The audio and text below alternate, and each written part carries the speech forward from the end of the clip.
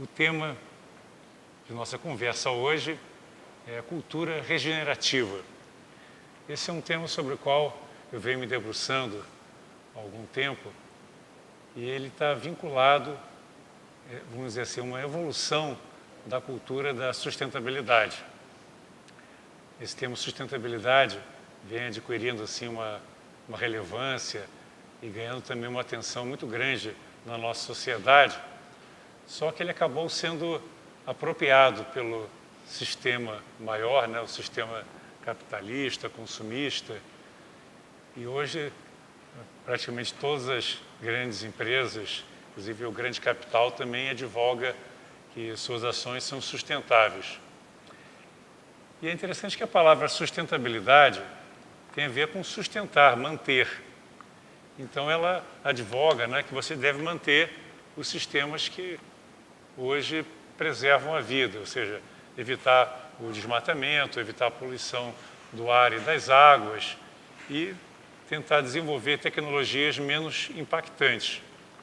Mas nós chegamos a um nível tão profundo de degradação ambiental que não basta só você manter o que está aí, manter as florestas, diminuir o desmatamento e desenvolver tecnologias menos agressivas, porque nós entramos num ciclo de decadência ambiental, de exploração do meio ambiente de escala tão avançada que os mecanismos que garantem a preservação da vida estão sendo ameaçados.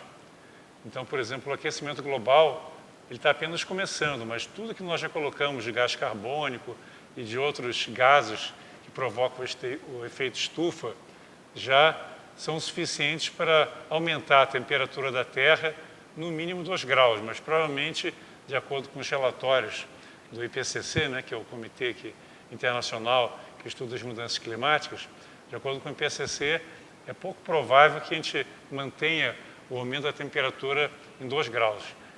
Se as coisas continuarem como estão, é provável que a gente chegue até 4, 5 graus de incremento de temperatura em relação ao início da era industrial. Então, isso é algo muito preocupante, porque as consequências desse aquecimento global e da poluição que nós estamos observando do ar, da água e a contaminação dos alimentos, a contaminação da terra pelos agrotóxicos, tudo isso aí contribui para uma degradação da vida, degradação daqueles sistemas que mantêm e preservam a vida. Então, o que nós dizemos hoje, nos meios ecológicos, é que não basta você sustentar, é necessário regenerar. Então, daí que surgiu essa noção de cultura regenerativa, que é uma cultura que visa restabelecer aquele equilíbrio natural que foi rompido. Então, não basta você cuidar de diminuir o impacto já é muito grande. Nós precisamos adotar novas formas de viver, novas tecnologias e, principalmente, uma nova visão de mundo que permita uma reconstrução, uma reengenharia, uma redefinição da forma como nós, seres humanos, vivemos. Ou seja, nós temos que, como diz a Educação Gaia, redesenhar a presença do ser humano na Terra. Então, esse redesenho tem que ser muito profundo. E, como toda mudança, ela tem que partir do nosso interior. Porque o que nós observamos é que toda essa crise, que é uma crise multifacetada, que envolve a crise ambiental, a crise climática, a crise de alimentos, cada vez nós temos uma escassez maior de alimentos para uma população que está crescendo e vai continuar crescendo durante um bom tempo. Aliás, a população hoje está em mais de 7 bilhões de pessoas do planeta. E fala-se que ela vai chegar a mais de 9 bilhões, talvez chegue até 10 bilhões. Então isso é muito preocupante, porque o nosso planeta tem recursos finitos. A quantidade de água potável não vai aumentar, o ar que nós respiramos é o mesmo, a quantidade de terra que nós temos para plantar também não vai aumentar, os recursos minerais também não vão aumentar. Enfim, todos os recursos que são utilizados para a nossa vida estarão comprometidos, uma vez que nós estamos abusando da exploração dos recursos, especialmente aqueles recursos não renováveis, e estamos usando mal também os recursos renováveis. Então, tudo isso aí está ensejando uma crise que implica numa poluição crescente, numa qualidade de vida cada vez pior.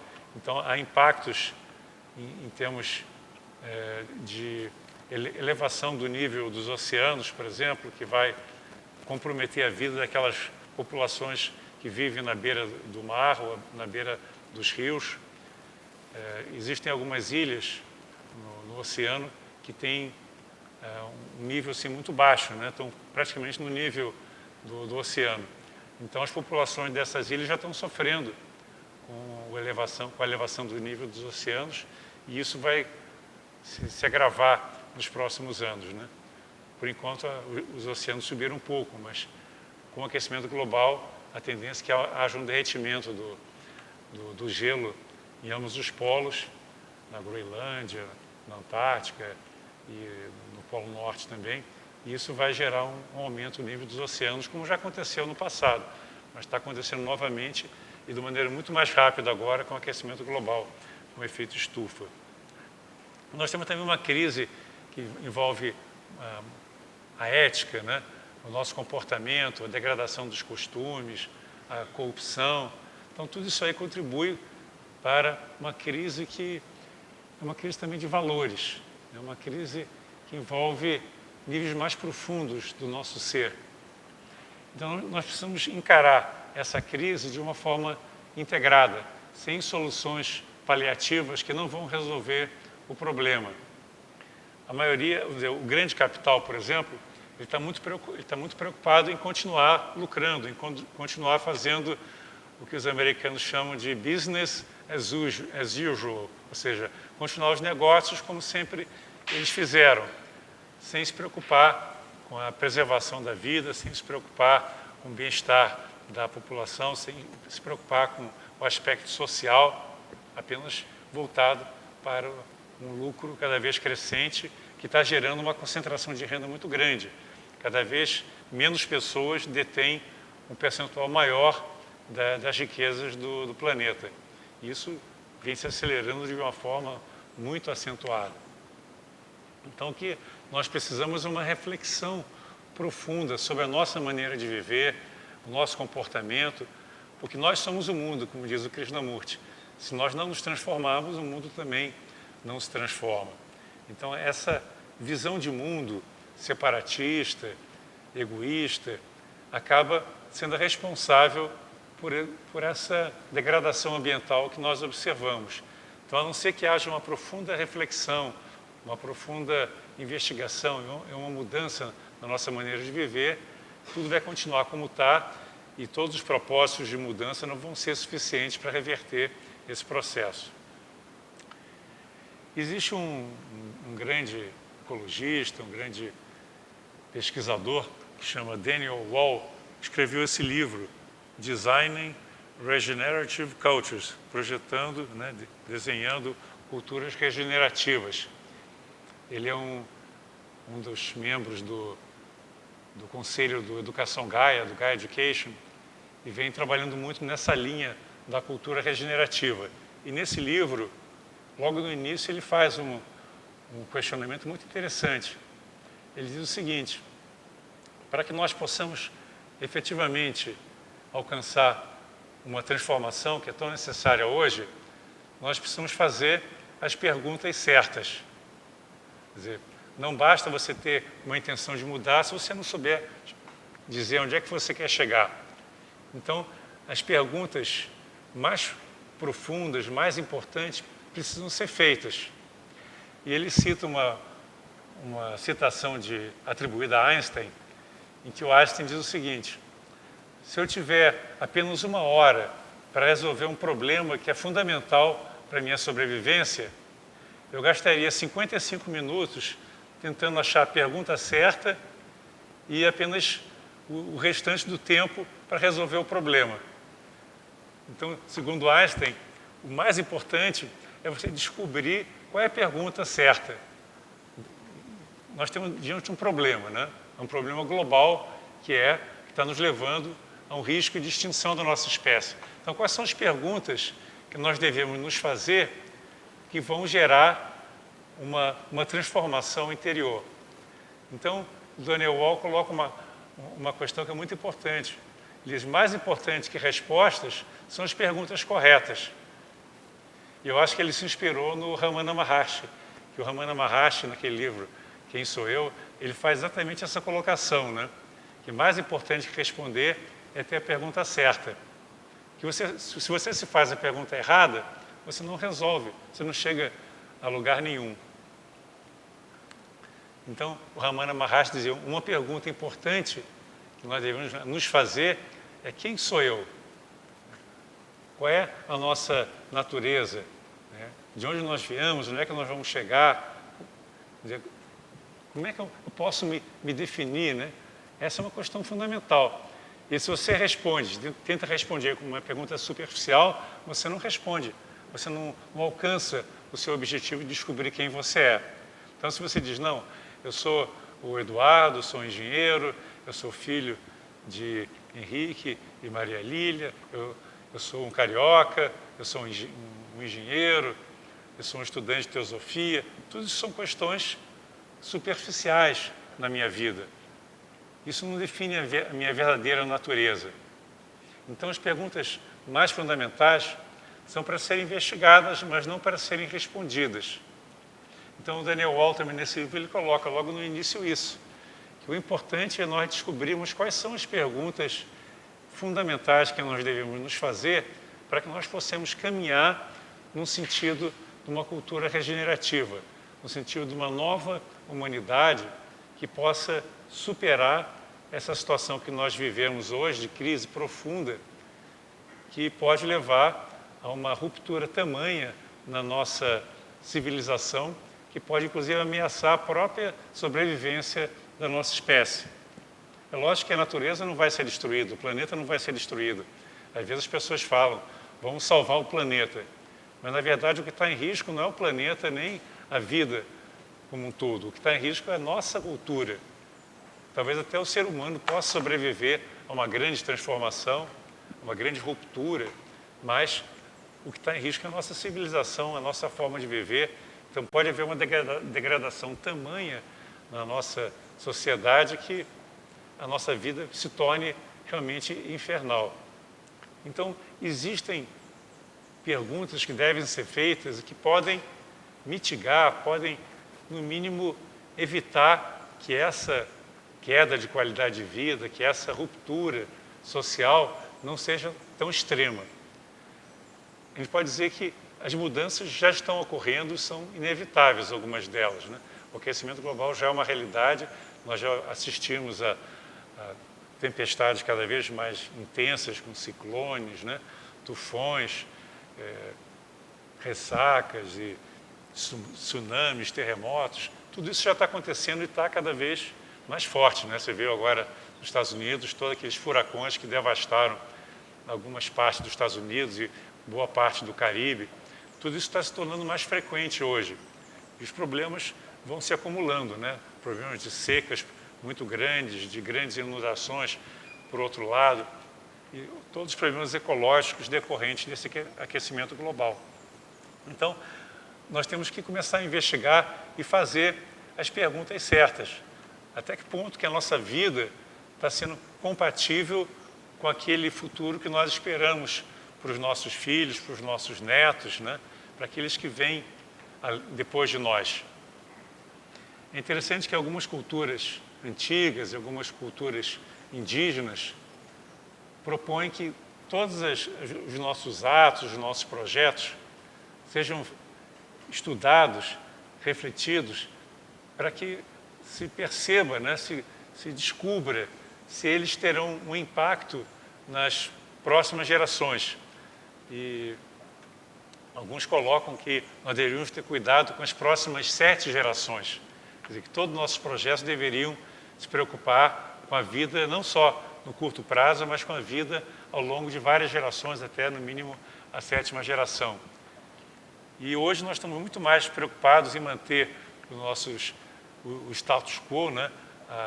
o lucro das empresas, o nosso padrão de vida, que é um padrão insustentável, muito mais preocupados com isso do que manter a vida, manter assim, os ecossistemas que dão sustentação, que permitem que a vida continue a se expressar como ela sempre se expressou. Nós observamos, por exemplo, uma queda da biodiversidade que é extrema. Nós já perdemos, nas últimas décadas, mais de 30% da nossa biodiversidade. E essa tendência continua, né? As barreiras de coral estão sendo destruídas pelo aquecimento das águas do oceano e também pela poluição das águas. Então, são muitos problemas que vão se acumulando e dessa acumulação surgem outros problemas. Então, nós temos que, como seres um pouco mais conscientes, começar a investigar até que ponto que nós somos responsáveis por tudo isso, né?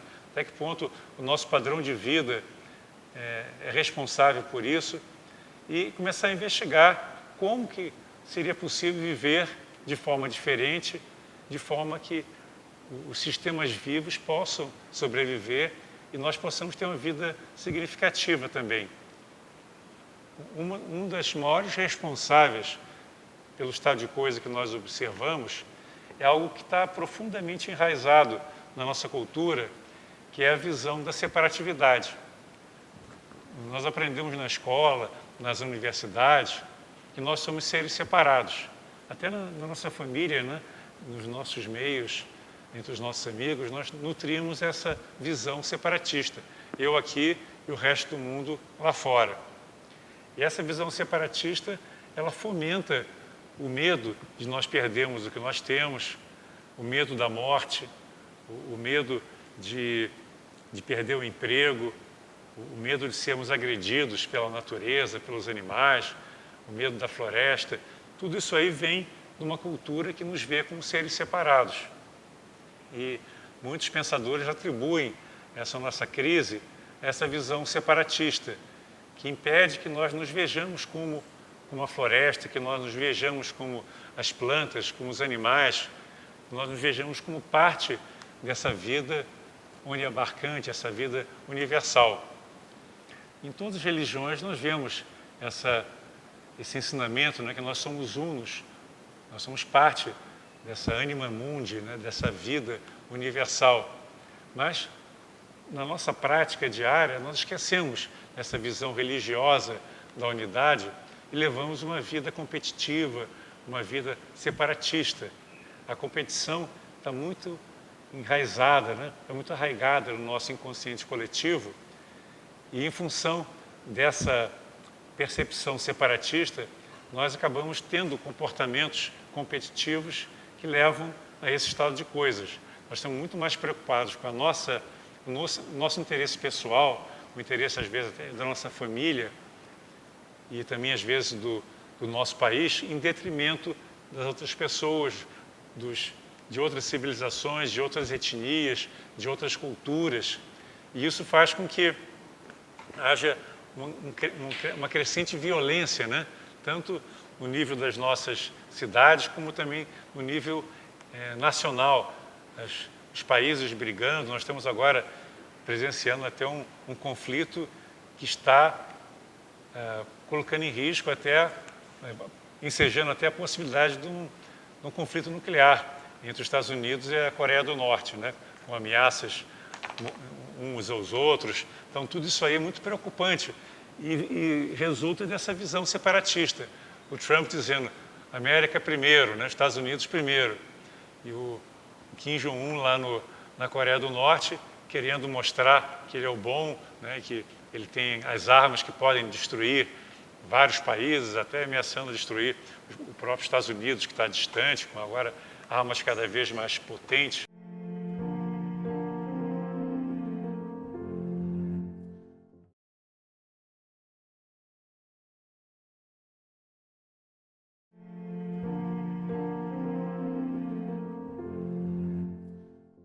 Então, essa visão separatista e belicista também está muito enraizada no nosso inconsciente e é ela que está levando a corrida armamentista, está levando a concentração de renda,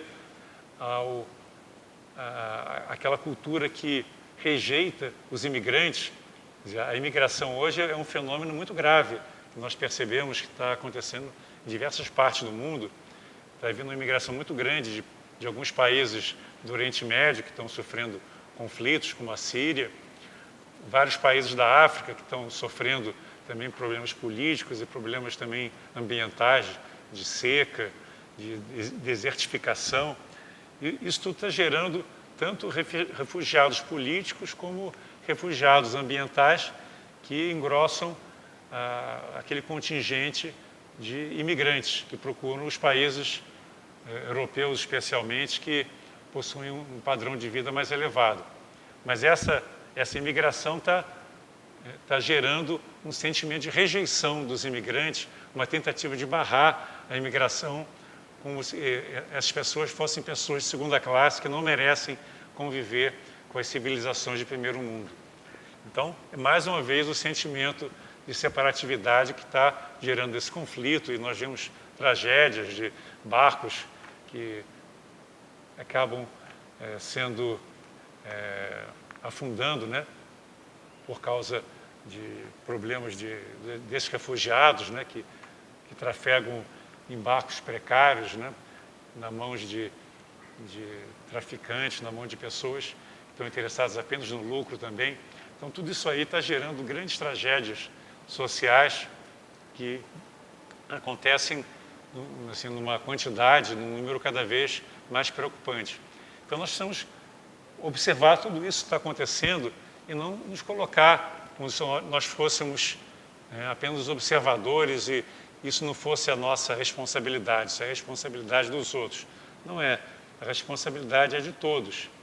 E nós precisamos questionar tudo isso e perceber, como diz o Krishnamurti, que nós somos o mundo. E se nós queremos um mundo melhor para os nossos filhos e netos, nós temos que nos envolver em tudo isso, temos que buscar soluções e temos que começar a investigar conjuntamente, nos reunirmos para fazermos as perguntas juntos. E dessas perguntas vão surgir uma série de movimentos que vão tentar mitigar, vão tentar, pelo menos, minimizar esses problemas mais evidentes que nós presenciamos hoje. Então, uma nova cultura está surgindo, que é fruto da reflexão de muitas pessoas através do mundo que vem assim, assumindo a responsabilidade pela mudança e desenvolvendo, criando grupos e investigando o que pode ser feito para transformar essa condição que nós observamos hoje. Então, essa cultura regenerativa não é apenas um sonho, já é uma realidade. Existem vários grupos que estão se reunindo em diversas partes do mundo com esse objetivo. Por exemplo, existem várias comunidades e ecovilas que vêm tentando mostrar um estilo alternativo de vida, uma forma de viver cooperativa que se contrapõe a essa cultura de competição que beneficia a poucos em detrimento da maioria. Então, novas formas de tomada de decisão estão surgindo nas ecovilas, novas formas de comunicação, especialmente a comunicação não violenta, é algo que está sendo estudado, não só estudado, mas vivenciado nas ecovilas, nas comunidades. E essas comunidades não são apenas comunidades rurais, agora estão surgindo muitas comunidades urbanas também. São grupos de pessoas que se unem e que às vezes vivem juntos ou não, mas que estão se reunindo para propor novas formas de se viver, novas formas de você viver em comunidade e de compartilhar os recursos da terra. Isso é algo assim que transforma essas comunidades em verdadeiros laboratórios. São laboratórios de uma nova era, de uma era solar, de uma era de uma nova economia verde, como se chama algumas vezes, uma economia solidária, que é o nome mais apropriado, uma comunidade que começa a ser mais autossuficiente, que gera a sua própria energia, que constrói as suas próprias habitações, que planta os seus alimentos, buscando um nível de independência, né, de autossuficiência maior. Nós observamos que as nossas cidades, que não cessam de crescer, estão cada vez mais insustentáveis e elas estão cada vez mais vulneráveis também. Nós observamos há 2 anos atrás o problema que nós tivemos em São Paulo com a falta d'água, né? Que nós tivemos um regime de falta de chuvas em toda a região em torno da capital de São Paulo. Os reservatórios tiveram uma baixa muito grande, chegaram na Cantareira, por exemplo, chegou num nível muito crítico no volume morto e havia um risco muito grande de um desabastecimento profundo. Por sorte, as chuvas foram razoáveis nos 12 últimos anos e esse problema deixou de ser tão evidente, tão grave. Mas nós estamos continuamente encarando problemas com a água. Aqui em Brasília, agora, nós estamos já com racionamento de água e o problema tende a se agravar nos próximos anos. Então, em toda parte, nós observamos que esses problemas precisam ser observados, precisam ser estudados e atacados de uma forma muito mais abrangente, não buscando apenas soluções de curto prazo, soluções que permitam você continuar a viver como nós sempre vivemos, né? Aquelas soluções de continuar o business as usual, né? Os negócios como sempre foram feitos, mas soluções que envolvam uma transformação, que envolvam uma nova maneira de viver em harmonia com a natureza, viver em harmonia com os ecossistemas naturais, tentando reverter esse uso descompassado, esse uso excessivo dos recursos naturais. Então, por exemplo, na área de energia, o que nós observamos, né? Está havendo um consumo muito grande dos combustíveis fósseis, né? Especialmente o petróleo e o gás. Isso leva a uma série de problemas de poluição, de aquecimento global. E, apesar disso, os governos, né, continuam incentivando o uso do carvão, o uso do petróleo e agora outras formas também de combustíveis fósseis, né, que estão sendo extraídos, que trazem impacto ainda maior. Então, tudo isso aí é um modelo de tentar procurar petróleo em águas profundas, procurar petróleo em locais mais distantes e em maior profundidade, para tentar manter as coisas como estão, para manter esse consumo de combustível fóssil que é insustentável, que está gerando já um dos grandes responsáveis pelo aquecimento global é o uso, né, dos combustíveis fósseis, o maior, né, o CO2 especialmente, que é o maior responsável pelo aquecimento global. Então, qual seria uma solução sustentável e regenerativa? É você abdicar completamente do uso de combustíveis fósseis e partir para soluções alternativas. Por exemplo, os carros hoje estão totalmente dominados pelo carro usando a gasolina, que é baseado em combustível fóssil, né, baseado no petróleo. Então, o carro elétrico é uma solução, mas se a energia elétrica é gerada a partir de centrais termoelétricas, né, que usam ou carvão ou usam gás, isso não é a solução. Então, nós precisaríamos de carros elétricos, mas que fossem abastecidos por fontes renováveis. Ou também outros tipos de carros, né? Carro baseado em células de hidrogênio, que também não são poluentes. Então, existem várias tecnologias novas que estão surgindo, que são tecnologias sustentáveis. Mas o grande capital ainda não se convenceu da necessidade de se investir mais na sustentabilidade e também na regeneração. Então, por exemplo, em relação às florestas, não basta você diminuir o desmatamento. Você tem que reverter o processo, começando a plantar e a regenerar aquilo que foi destruído. Então, hoje, a tendência que nós vemos, né, é dizer que é um grande progresso que não se diminui o desmatamento, mas isso não é suficiente. Você tem que não só estancar, zerar o desmatamento, mas começar a replantar, a regenerar as áreas degradadas, buscando formas alternativas de cultivo. Uma dessas formas alternativas, que hoje está recebendo uma atenção crescente, são as agroflorestas. Não sei se vocês já ouviram falar das agroflorestas. Elas são florestas que produzem alimentos. E o interessante é que elas substituem com vantagem as monoculturas. Hoje você vê o nosso cerrado aqui está sendo destruído em grande parte pelo pasto e pela plantação de soja e milho. São culturas que não são regenerativas. Cada vez que você colhe, você destrói tudo aquilo que foi plantado, você passa o trator e joga mais adubo, né? Adubo geralmente derivado também de exploração dos nossos recursos naturais e também muitas vezes que usam combustíveis fósseis. Então, esses adubos não são sustentáveis e causam um impacto muito grande na terra, nas vias hídricas também. Então, você explorar a nossa agricultura com aquela chamada Revolução Verde, que você está ampliando cada vez mais a área plantada com uma agricultura mecânica e baseada em monocultura e baseada também na biotecnologia, nas sementes modificadas geneticamente, tudo isso aí gera um impacto muito grande no meio ambiente. Então, o que os ecologistas e os adeptos da cultura regenerativa propõem? O uso de hortas e de culturas que sejam renováveis, que não impactem o meio ambiente, o uso de alimentos orgânicos, né, de culturas, cultivo de alimentos orgânicos.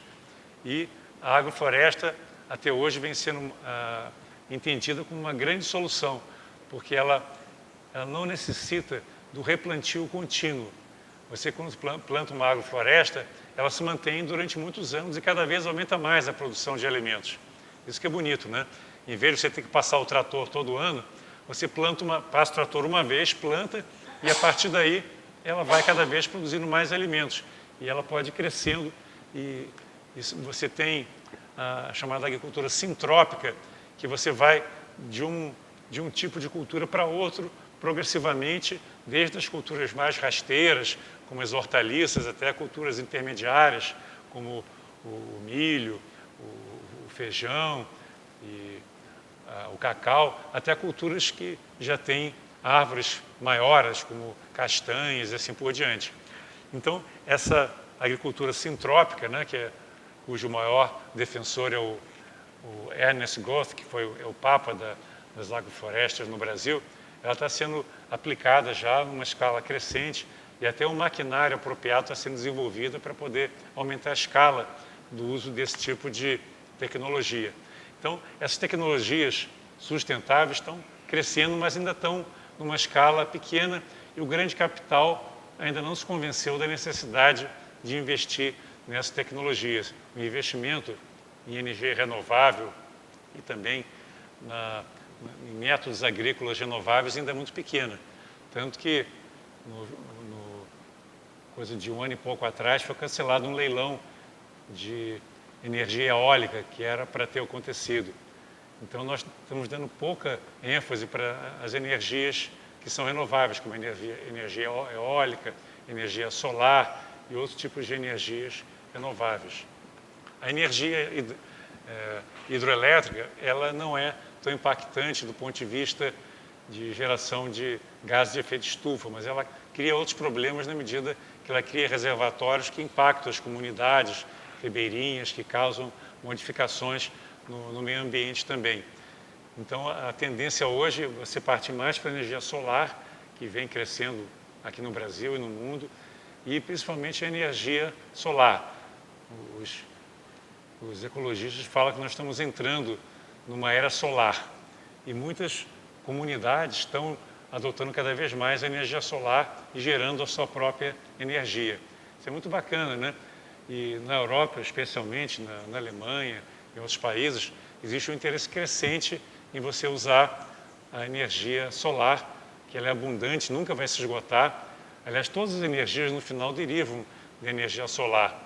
O próprio petróleo que nós extraímos, né, que é não renovável, ele foi derivado no passado de uma vegetação que cresceu em função da fotossíntese que depende da energia solar. Essa vegetação, ao longo de muito tempo, foi depositada no fundo da terra e gerou todo esse depósito de petróleo. Mas esse petróleo foi gerado em função da energia solar. A energia eólica também deriva da energia solar, porque os ventos são fruto do aquecimento da atmosfera, que gera os gradientes térmicos, que geram os ventos, a energia das marés também. Então, tudo isso aí tem a ver com com a energia solar, que sem ela não existiria vida na Terra. Então, por que não receber, não coletar energia diretamente do Sol? Essa é uma tendência muito forte dentro da cultura regenerativa, de você buscar usar diretamente a energia do Sol. Só que existem várias maneiras de você utilizar essa energia. Algumas são mais sustentáveis do que outras. E algumas, de certa maneira, mantêm um sistema centralizado que não é adequado para a nova cultura que nós queremos criar. Qual é o tipo de economia que nós estamos buscando? Uma economia não centralizada. Nós estamos propondo, né, uma localização da economia. E as grandes centrais energéticas vão contra esse modelo de você distribuir a captação de energia. Então, existem hoje dois grandes modelos de captura de energia solar. Uma que é centralizada, que você tem grandes centrais solares, e aqui no Brasil tem várias que estão sendo construídas com capacidade cada vez maior, e que são muito melhores do que as energias fósseis, né? Mas elas ainda dependem da transmissão de energia em grande escala, né? Você concentrou a geração de energia numa grande central solar e aí você tem as linhas de transmissão para poder levar energia de um ponto ao outro. Já a energia distribuída é muito mais ecológica, no sentido de que a energia é disponibilizada localmente. Então, se você coloca um coletor solar no teto da sua casa, você passa a ter uma geração local de energia que não exige transmissão de energia de um local para o outro. Então, na Alemanha, por exemplo, estão já crescendo em grande escala com a geração local. E hoje existem aquelas grids, né? Aquelas redes inteligentes que permitem você tanto receber energia da rede como colocar a energia na rede. Então, essa troca, né, é muito interessante. Então, durante o dia você tem energia solar sendo gerada, à noite não. Então, de dia você usa a sua energia e o excedente você joga na rede. E à noite você pega a energia da rede. Então, tudo isso aí gera uma troca que é muito desejável para todos, né? Quem gera mais fornece para quem gera menos e você tem essa troca, né? A energia eólica também pode beneficiar dessas redes inteligentes, porque a geração de energia eólica é sazonal. Tem em certas épocas do ano que os ventos são mais frequentes. Também as hidrelétricas são sazonais, né? Na época da chuva você tem mais energia hidrelétrica, na época da seca você tem menos. Então, essa rede é muito interessante porque ela equilibra, né, as várias gerações de energia. Mas a energia distribuída é muito mais efetiva e coloca em um nível de risco muito menor. Se você tem uma ruptura local, ela não afeta o resto. Agora, nós já tivemos vários apagões aqui no Brasil porque o nosso sistema de distribuição de energia era vulnerável. Estão tentando minimizar essa vulnerabilidade, mas se nós tivermos secas muito prolongadas, nós podemos ter apagões, porque a energia está centralizada e muito dependente hoje da energia hidrelétrica. Então, nós optamos, né, o nosso sistema de criar a geração de energia termoelétrica baseada em carvão ou gás, que é altamente poluente e gera também gases estufa. Então, a solução melhor é a energia distribuída e solar ou eólica. Então, esse é apenas um exemplo de o que nós podemos fazer para melhorar a maneira como nós geramos energia. Nós temos que questionar a maneira como nós produzimos e consumimos alimentos, dando preferência a alimentos produzidos localmente, que não geram, não exigem o transporte.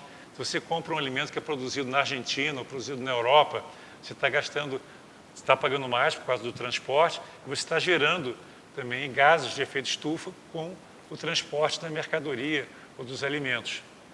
Então, a tendência hoje é você recomendar a produção local e o consumo local. E também apoiar as pequenas iniciativas Isso é muito interessante.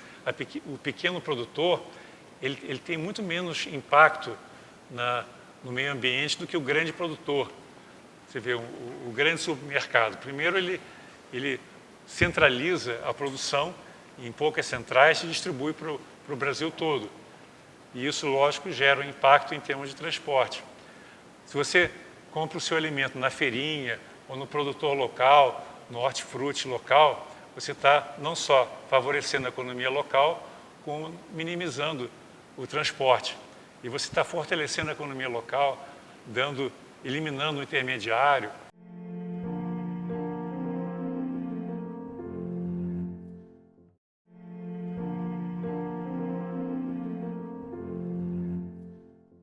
Uma iniciativa muito interessante dentro dessa linha de economia verde e regenerativa é o chamado CSA, que é a comunidade que apoia a produção, a agricultura. Então, o CSA, ele funciona da seguinte maneira: em vez do agricultor ter que ir a banco para financiar a sua produção, cria-se uma comunidade de consumidores que passam a ser chamados de coagricultores, e esse pessoal ele se coloca como corresponsável pelo sucesso e pelo empreendimento agrícola. Então, eles decidem juntos o que vai ser produzido e eles garantem que eles vão bancar toda a produção. Então, o agricultor ele não precisa ir a banco para financiar os insumos agrícolas, né, as sementes, os equipamentos e tudo que ele necessita para produzir. O que ele faz? Ele vai os coagricultores, que são os consumidores, eles bancam a produção antecipadamente e depois recebem por um preço que foi previamente acordado. Eles participam da planilha, inclusive, de custos, é tudo aberto, tudo transparente. E é uma mentalidade ganha-ganha, que você elimina o intermediário, você sabe de onde o alimento vem, você sabe que o alimento é produzido com qualidade, sem agrotóxicos, e você fortalece a economia local ao mesmo tempo. Então, esse é o tipo de relação ganha-ganha que é muito produtiva. A nossa sociedade é muito baseada na relação ganha-perde, em que o grande capital ganha e o consumidor acaba perdendo com alimentos de má qualidade, com uma exploração do trabalho das pessoas que não têm condição de se manter e de ter um emprego de maior renda. Então, essa relação ganha-ganha, que todos participam, né, das decisões e todos participam dos ganhos que são gerados, é uma revolução, tanto na geração de energia quanto na geração de alimentos. Então, esses são exemplos muito interessantes que estão surgindo de forma cada vez mais intensa na nossa sociedade. E um dos movimentos mais interessantes é um movimento que eu estou muito vinculado, que é o Educação Gaia, o Gaia Education, que é uma educação para a sustentabilidade que surgiu de educadores das ecovilas que se uniram para criar um currículo que refletisse essa experiência gerada nas ecovilas, tanto na área de energia, na área agrícola e também na área de construção, com a bioconstrução, na área de tomada de decisão, ou seja, na área de governança das comunidades, né, que surgiram vários modelos interessantes. Os métodos de tomada de decisão hoje, nessas comunidades, em vez de ter apenas a decisão por maioria, que é a que prevalece na nossa sociedade, você tem ou consenso ou consentimento, que são métodos muito mais participativos de tomada de decisão. Então, é uma verdadeira revolução que nós temos, né, nas comunicações, né, na comunicação não violenta, por exemplo, no envolvimento de toda a comunidade, onde ninguém é deixado para trás. Esse é um princípio, né, que nós defendemos: ninguém deve ser deixado para trás, todos devem participar, não só das decisões, como dos resultados que são auferidos. Então, isso é uma verdadeira revolução que nós estamos criando na sociedade. Só que ela precisa tomar corpo, né? Ela precisa de mais pessoas se envolvendo, investigando junto, questionando junto e buscando tecnologias que não causem impacto ambiental. Isso tudo é uma novidade para muita gente, mas é uma necessidade, tanto para as cidades como para o campo.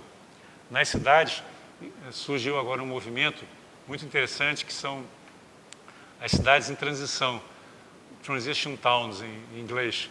Então esse movimento hoje está espalhado pelo mundo todo e busca que as cidades sejam mais sustentáveis, menos dependentes, né, de uma produção que vem de fora. Então aquela ideia, por exemplo, das hortas comunitárias está crescendo muito rápida, até no meio da cidade você tem as hortas que são compartilhadas pelas pessoas de bairros ou de prédios. Então são várias ideias que estão envolvendo a comunidade na busca de soluções que sejam sustentáveis. Isso é muito bonito, né? Que não só você traz soluções para os problemas, como possibilita uma comunicação maior entre as pessoas. Então, por exemplo, no CSA, né, você não só tem um alimento de qualidade, como o coagricultor ele vai até o local de coleta e ele pode participar também da colheita. Ele vai lá também fazer a colheita junto com os agricultores, ele pode escolher o tipo de alimento que ele quer consumir, discutindo junto com o produtor qual é o melhor tipo de alimento, e ele sabe de onde o alimento provém. Então, todas essas práticas são muito interessantes, nós temos que começar a investigar e também a trabalhar apoiando esse tipo de movimento. Porque é muito prático você pegar o carro, ir até o supermercado, pegar uma sacola de plástico e levar para casa, gerar um monte de lixo e dizer, esse problema não é meu, o problema do lixo não é meu. As culturas regenerativas se preocupam com tudo isso, né? Com plástico que polui os oceanos e polui também os lixões, com as embalagens que são desnecessárias e que acabam gerando um problema de lixo que tem impactos muito grandes na nossa sociedade. Então nós temos que buscar soluções que sejam regenerativas no sentido de não gerar excedentes, não gerar desperdício, não gerar lixo. Então, por exemplo, a permacultura, ela tem uma visão de mundo que aborda não só a produção agrícola, mas também a maneira como nós vivemos, tentando fechar os ciclos. Tradicionalmente nós temos o quê? De um lado você tem o uso dos recursos naturais em escala cada vez maior, né? Exaurindo a terra com o uso intensivo de minerais, de todo tipo de produtos, de petróleo, de alimentos que acabam gerando lixo, embalagens, assim por diante. E do outro lado, a geração de lixo. Então, as sociedades permaculturais estão buscando fazer um ciclo fechado, em que, por exemplo, você não gera esgoto. Né? Que o esgoto, geralmente, para nós, não é uma preocupação nossa. A gente puxa a descarga e esquece que ocorre com esses dejetos. Né? E isso gera poluição, gera uma série de problemas para a nossa sociedade. Então, não seria melhor você reaproveitar o esgoto, gerando, por exemplo, as fossas de evapotranspiração, em que todo esse esgoto vira adubo, que é absorvido pelas bananeiras, nas fossas bananeiras, ou a água que a gente chama água cinza, né, que é gerada no banho ou na cozinha, quando você está lavando os alimentos, essa água pode ser usada para regar as plantas.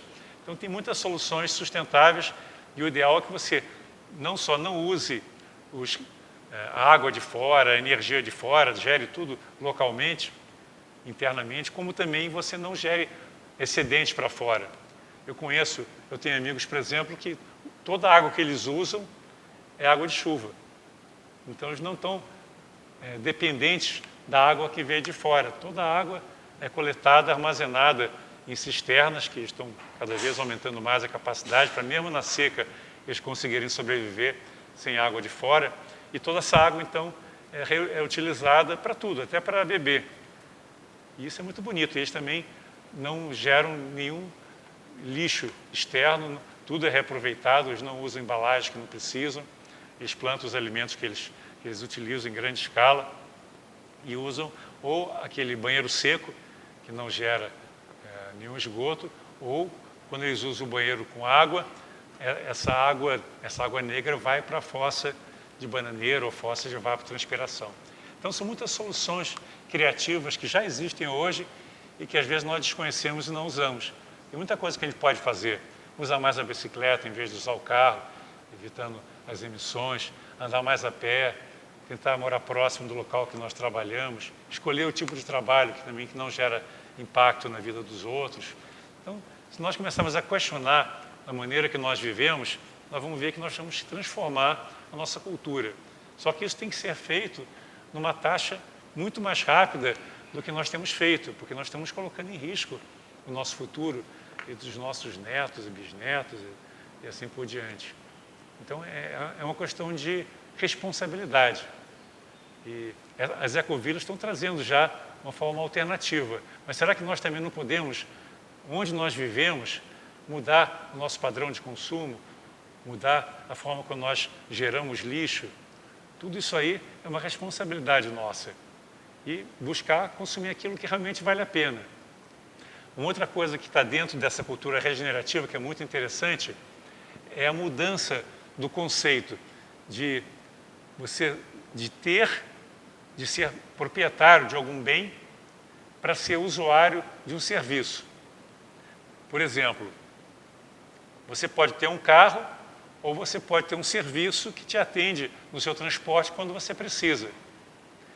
Lá em Findhorn, que é uma comunidade no norte da Escócia, eles têm um sistema de aluguel de carro.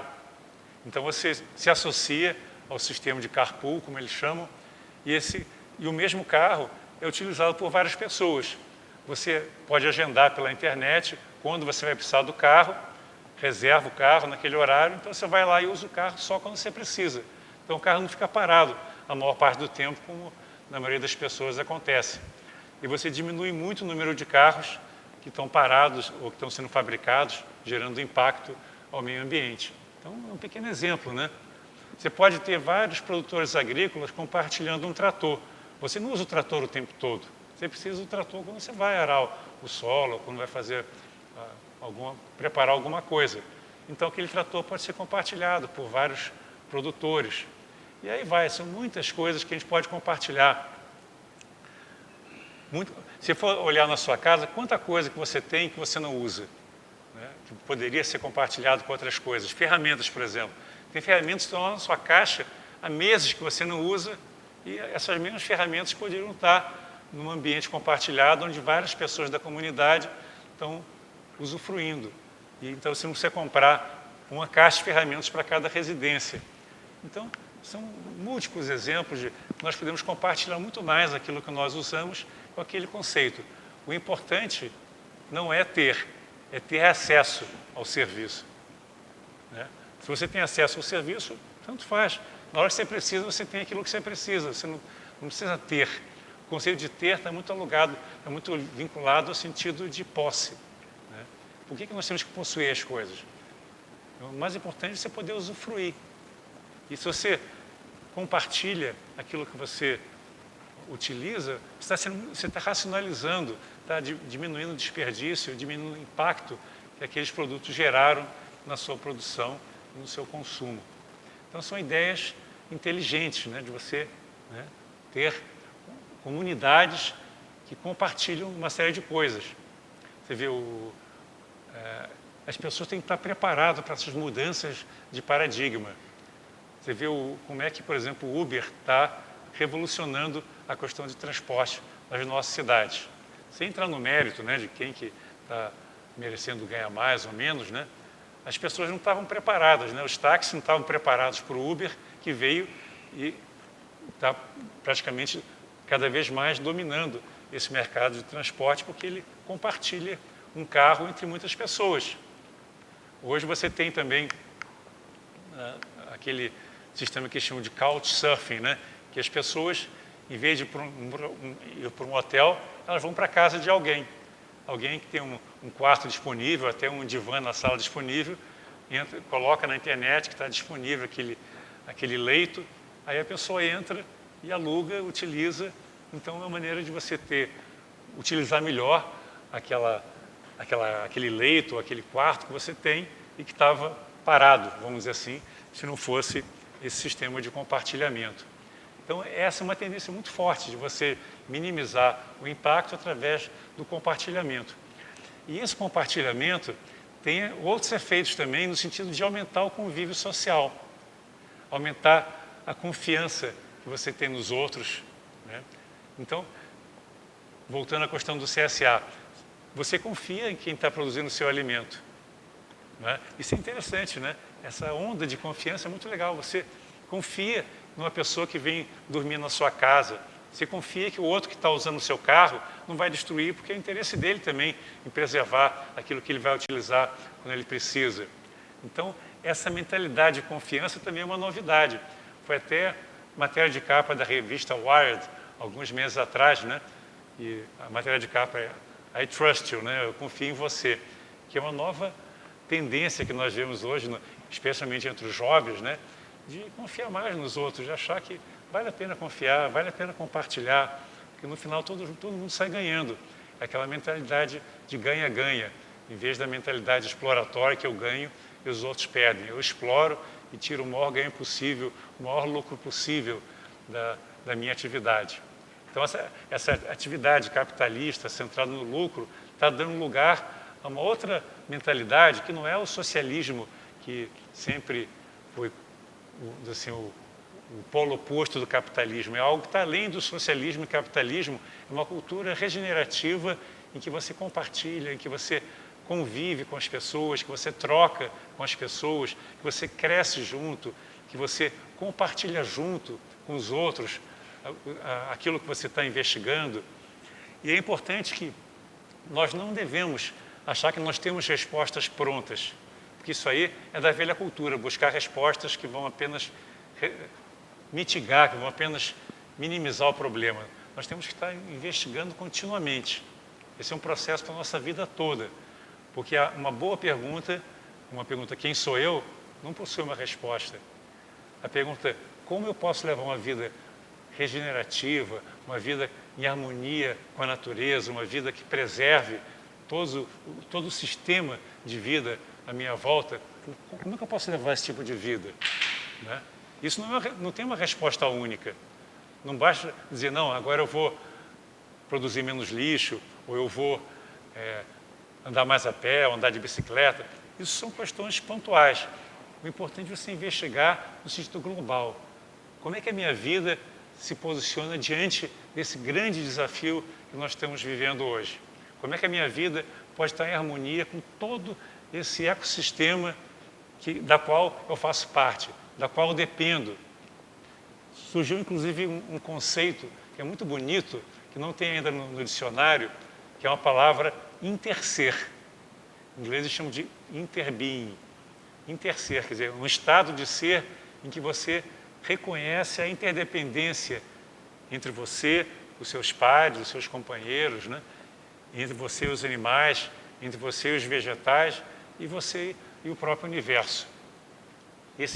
Essa percepção, essa visão de mundo do interser é a base dessa nova cultura regenerativa. O interser implica em você viver sabendo que você não está sozinho. Porque o medo de ser assaltado, o medo de ser roubado, o medo de não ter, o medo da escassez, deriva dessa incapacidade de se perceber como um ser dentro de um sistema. Na hora que a gente desenvolve essa percepção da nossa profunda interconexão com todas as formas de vida, nós perdemos o medo, porque nós sentimos que nós somos já esse todo. E, mais que isso, nós somos também parte da divindade, porque essa porção que nós observamos externamente é apenas um aspecto do nosso ser. Nós temos aspectos mais profundos do nosso ser que precisam ser conhecidos, precisam ser explorados e vivenciados. E a partir dessa posse, não de bens materiais, mas da posse de uma percepção ampliada, de uma consciência mais ampliada, é que nós poderemos responder aos grandes desafios do nosso tempo. É que nós poderemos viver de forma harmoniosa, integrada com o nosso meio, integrada com todos os seres, percebendo que a minha vida depende de todas as vidas, que eu não posso querer o meu bem ou o bem da minha família em detrimento do bem dos outros, porque isso aí é ignorância, isso é falta de visão, é fazer parte de um paradigma que já se esgotou e que não é verdadeiro. Nós somos o mundo, como diz o Krishnamurti. Se nós queremos viver uma vida plena, nós temos que perceber e viver dentro desse paradigma da plenitude, da integralidade, esse paradigma da complexidade em que nós nos sentimos parte, né? Nós somos integrantes dessa grande vida universal que se expressa das mais diversas formas. E essa vida universal está buscando se renovar continuamente. E como essa renovação não para nunca, nós temos que estar preparados para a mudança e fluir junto com essa mudança. Ser uma expressão dessa mudança, também nos oferecendo como canais do divino aqui na Terra. Então, que nós possamos estar atentos para tudo isso que está acontecendo, vamos nos informar, mas mais que isso, vamos viver profundamente essas grandes indagações, essas grandes perguntas e fazer com que a nossa vida reflita as nossas intuições mais profundas, as nossas percepções da nossa alma, né? Aquelas percepções que nos fazem sentir plenos, nos fazem sentir realizados, que tem a ver com aquilo que de mais belo e mais profundo existe no nosso ser. Aquilo que existe quando nós nos conectamos com o divino. É essa luz que busca atravessar, iluminar o nosso ser e se projetar para o mundo. Nós possamos então levar uma vida divina aqui na Terra.